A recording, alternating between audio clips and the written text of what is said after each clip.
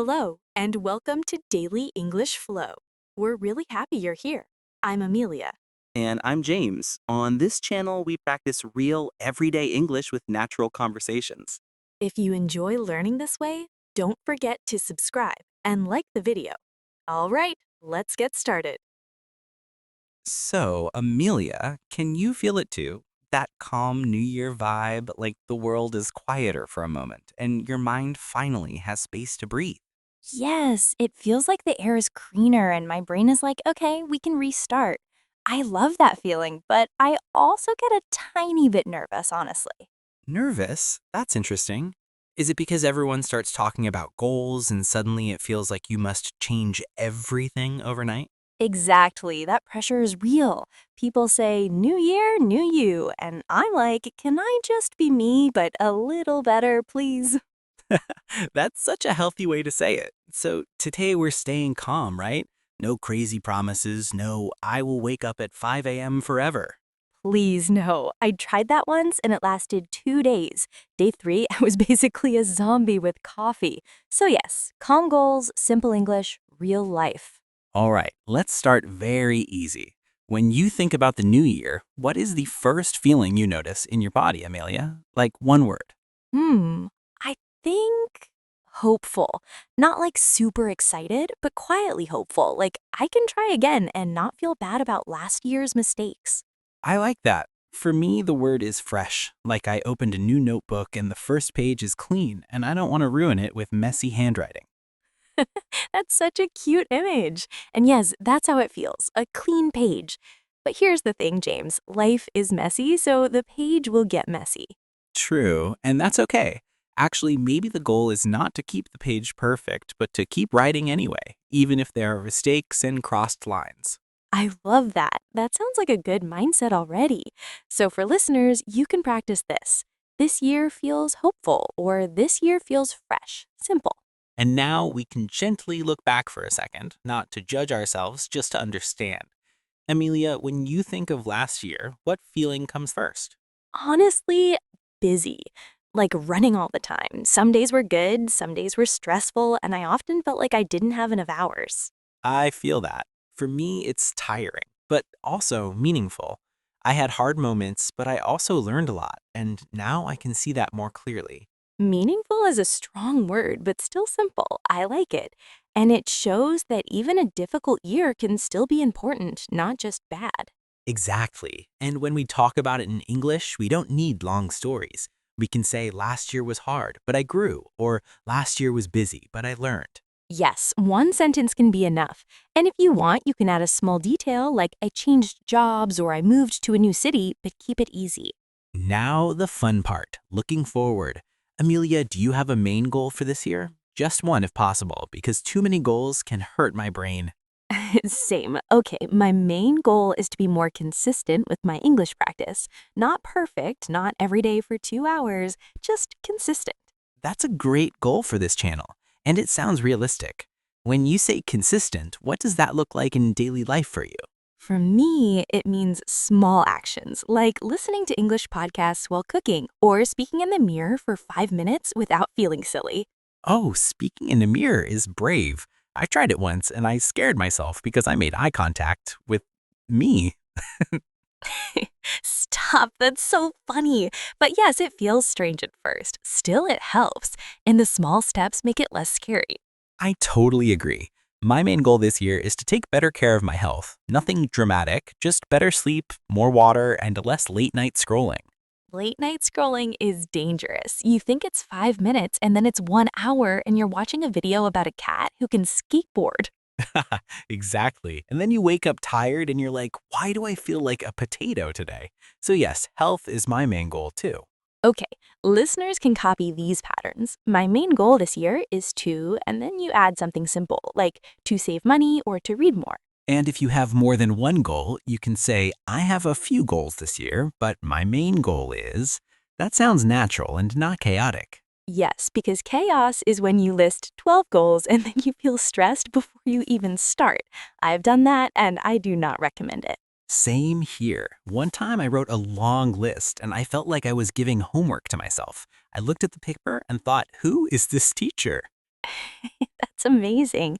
And it's true. So we want gentle goals. Now, James, here's a question. Why does your goal matter to you? It matters because I want to feel better every day. Not just look healthy, but actually feel calm, have energy, and enjoy my life more. That's my reason. That's beautiful. And you said something important. It's about feeling, not just results. When you share your reason, it sounds more real and personal. Yes, and it helps you continue when motivation disappears, because motivation is like a friend who says, I'll come, and then cancels last minute. Motivation really does that. So your reason is like the stronger part of you. It stays even when you feel tired or lazy or distracted. Exactly. And how about you, Amelia? Why does your goal matter to you? Why do you want to be consistent with English this year? Because I want more confidence. I want to speak without fear, travel without stress, and maybe make new friends.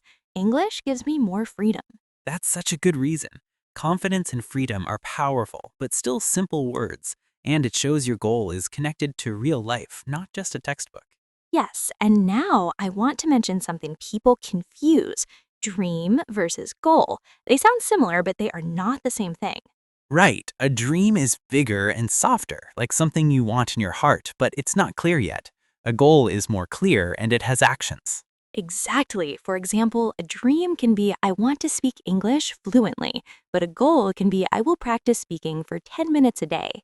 Dream is the direction, goal is the step. And steps are important because big dreams without steps can stay dreams forever, like a balloon flying away. Yes, and we don't want our dreams to fly away. We want to hold them and bring them closer, slowly, with small steps that feel possible. That brings us to my favorite idea, small steps, not big pressure. Because pressure can kill a goal fast, like popping that balloon with a needle. Ouch, yes. Pressure makes you feel heavy, but small steps feel friendly. Like, I can do this. It's not scary, and it's easier to repeat. And repetition is everything. 10 minutes today, 10 minutes tomorrow, and suddenly you have a habit. It's not magic, it's just simple consistency. Exactly. And if you miss one day, it's not the end of the world. You don't need to punish yourself. You just return the next day like nothing happened. I love that attitude. Okay, so listeners, try these sentences. I'm taking small steps, or I'm trying to do a little every day, or I don't want big pressure. And remember, a goal is not a race, it takes time. Progress can be slow, but still real, like growing a plant. You don't scream at it to grow faster. Imagine yelling at a plant, grow, do it now. That's hilarious. But yes, we need patience because real change is usually quiet and slow. Great. And next, we'll talk about distractions, focus, and what to do when you feel tired, because those moments always come for everyone. So, Amelia, earlier we talked about small steps and calm goals. But let's be honest for a moment. Distractions are everywhere now, and sometimes they feel stronger than our motivation. Oh, yes, absolutely. Some days I sit down, ready to practice English, full of good energy, and 5 minutes later, I'm checking messages or watching random videos. That happens to me too. And I think it's important to say this out loud because people often feel alone or weak when they get distracted, but it's actually very human. Exactly. Getting distracted doesn't mean you're lazy or bad at learning. It just means your brain needs help to focus, especially in a world full of noise and screens. That's such a good way to say it. So maybe we should talk about how to describe distractions in simple English, because this is real life language people really need. Yes, let's do that. You can say something like, I get distracted easily, or my phone distracts me when I try to study. Simple sentences, but very honest. And if you want to sound a bit more reflective, you can say, I notice that I lose focus when I'm tired, which shows awareness, not blame. I love that sentence. Awareness feels calm, blame feels heavy, and we want calm English, calm learning, calm goals, right? Exactly. And speaking of focus, let's explain it gently. Focus doesn't mean doing everything perfectly. It just means giving attention to one thing for a short time. Yes, focus can be 10 minutes. It doesn't need to be 1 hour of deep study with no breaks. Even a short moment of real focus is powerful. I agree. When I practice something new, I tell myself just 10 minutes. And usually, after 10 minutes, I feel okay to continue a bit more. That's such a smart trick. You remove pressure first, and then motivation can come naturally. Pressure never invites motivation. That's true. Pressure scares motivation away. So listeners can practice saying, I'm trying to focus on one small thing at a time, which sounds very natural. And if you fail one day, that's okay too. You can say, today was not very productive, but tomorrow I will try again. That's real life English. Yes, and that sentence shows resilience, which is a big word, but the idea is simple. You don't quit just because one day was hard. Exactly. And this brings us to another important feeling, being tired, because no one feels energetic and motivated every single day. Oh, yes. Some days you wake up and your body and mind are just slow. And that doesn't mean your goal is wrong. It means you're human. I love that reminder. When I feel tired, I try not to fight it too much. I slow down and I ask myself, what is the smallest thing I can do today? That's such a gentle question, and it works. Because the answer might be something very small, like listening instead of speaking, or reading one short text. Exactly. And even that small action keeps the connection with your goal. You don't break the habit completely, and that's very important. So for English learners, you can say, I feel tired today, so I will do something small, which sounds kind and realistic. Yes. And we should also talk about rest, because many people feel guilty when they rest, especially when they have goals. That's so true. Rest often feels like failure, but it's actually part of progress. Without rest, your mind and body can't grow. Exactly. Rest is not quitting, rest is preparing. I really believe that. When I rest well, I come back more focused and more positive. Same here. And in English, you can say, I need some rest to continue, which shows balance and maturity, not weakness. I love that sentence. It sounds very adult and healthy. Yes, very grown up energy. And now, Amelia, let's talk about mindset because goals are not only about actions, but also about how we talk to ourselves. Oh, yes, mindset is huge. The way you speak inside your head can either support you or stop you, and many people are very strict with themselves. Exactly. They say things like, I must be perfect or I failed again. And that language is very heavy and negative. Instead, we can use softer language like I'm learning, or I'm trying, or I'm improving slowly. These sentences change how you feel. And they're very useful for English practice too. Simple verbs, simple structure, but very powerful meaning. Yes, a new year doesn't mean you must change everything. It can simply mean you choose to be kinder to yourself while you grow. I really like that idea. Growth with kindness feels sustainable. Growth with pressure feels painful. Exactly. And for listeners, you can practice saying, this year I want to be kinder to myself, which is a beautiful and clear goal. That's a wonderful sentence, and I think many people need to hear that it's okay to go slowly, especially at the beginning of a new year. Yes, the beginning is soft. There is no rush. You're not late. You are exactly where you are supposed to be. That's such a comforting thought, and I think it's a perfect moment to pause, breathe, and remind ourselves why we started talking about goals in the first place. Exactly.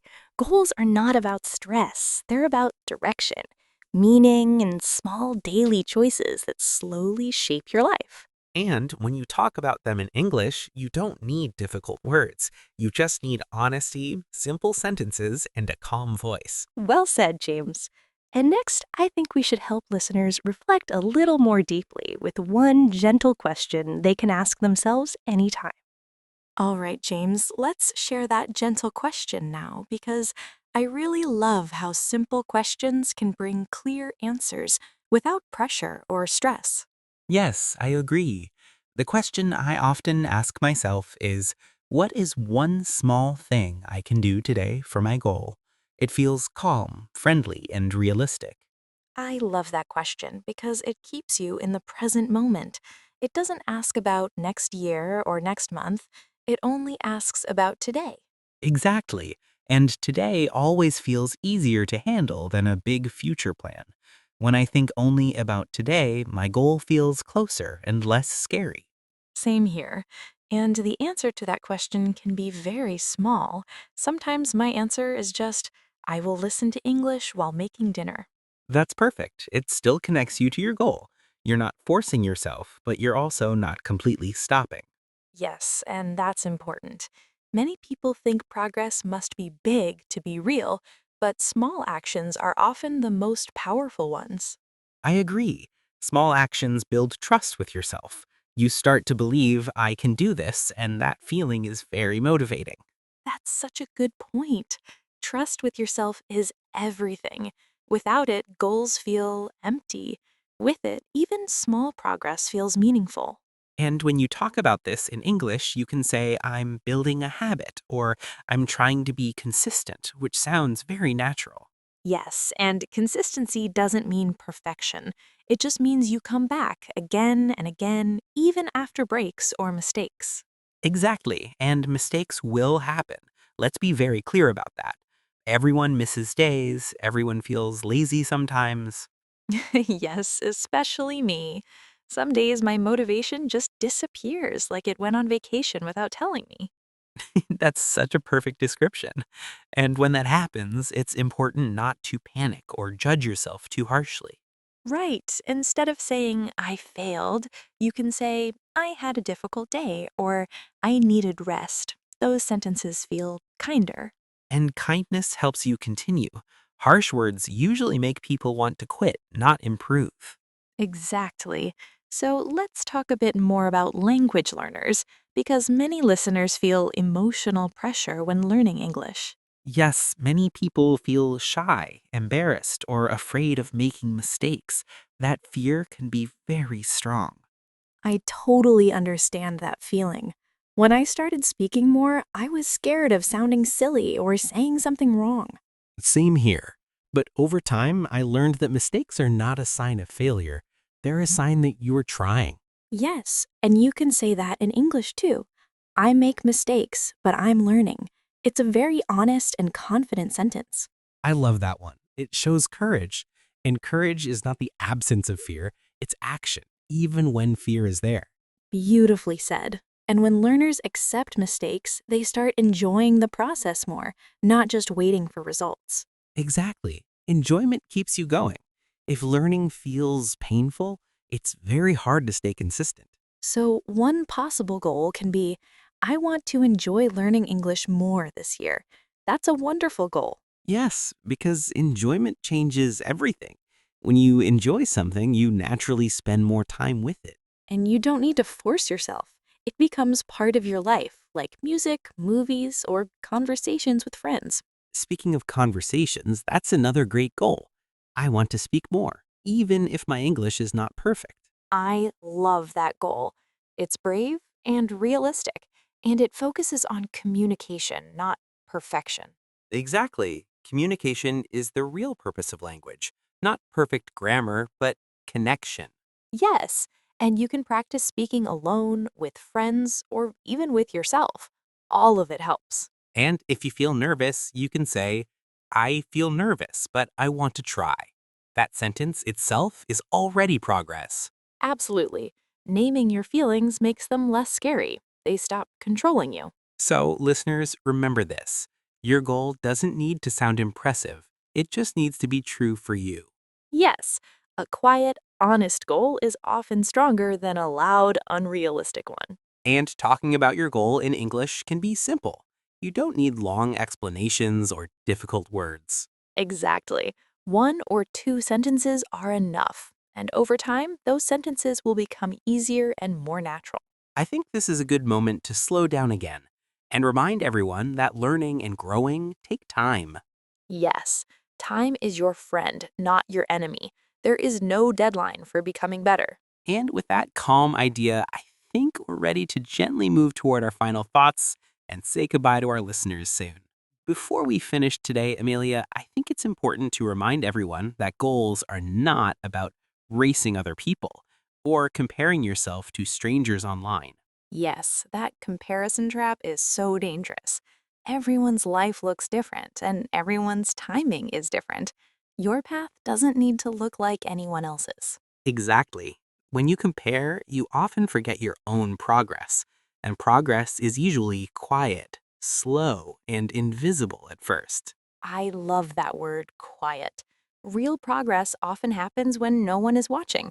It's those small choices you make when you could easily quit. And that's why goals are personal. Your goal should support your life, not fight against it. Yes, if a goal makes you feel stressed all the time, maybe it needs to change. Goals can evolve, and that's completely okay. That's such an important point. Many people think changing a goal means failing, but sometimes it means listening to yourself more honestly. Exactly. You grow, your life changes, and your goals can change too. That's not weakness, that's awareness. And you can talk about that in English very simply. You can say, my goal has changed, or I'm adjusting my goal. Both sound natural. Yes, and those sentences show maturity and confidence, not confusion. I really hope listeners feel less pressure after this conversation. Goals should feel like support, not like a heavy backpack you carry every day. That's a beautiful image. A goal should walk with you, not sit on your shoulders and make you tired. Exactly. And learning English should feel the same way. It should be part of your life, not something that scares you. Yes, English is a tool. It helps you connect, travel, work, and express yourself. It's not a test you must pass perfectly. And every small moment you spend with English counts. Listening, reading, speaking, even thinking in English a little bit. All of that is progress, even when it doesn't feel like it. So if you're listening right now and feeling unsure, tired, or slow, please remember this. You are still moving. Yes, and moving slowly is still moving forward. You don't need to rush to be proud of yourself. Amelia, I really enjoyed this conversation today. It feels calm, honest, and very real. Me too, James. It feels like we were just talking with friends, not teaching, not pushing, just sharing. And that's exactly what we want on this channel. Real English for real life, with real feelings. Absolutely. And to our listeners, thank you for spending this time with us and practicing your English in such a gentle way. We hope you feel a little more confident about talking about your goals in English, and maybe even about your goals in general. Yes, remember, one small step is enough for today. Takaro can take care of itself. And if you'd like, you can pause this video and try saying one sentence about your goal out loud just for yourself. That's a great idea. Keep it simple, keep it honest, and keep it kind. All right, friends, we're coming to the end of today's episode. Thank you for learning with us, laughing with us, and growing with us here on Daily English Flow. Don't forget to subscribe if you enjoy these calm, real conversations. And feel free to come back anytime you need practice or motivation. We're really happy you're here, and we're proud of you for showing up for your English and for yourself. Take care, keep going gently, and we'll see you in the next episode. Bye for now, and happy learning, everyone.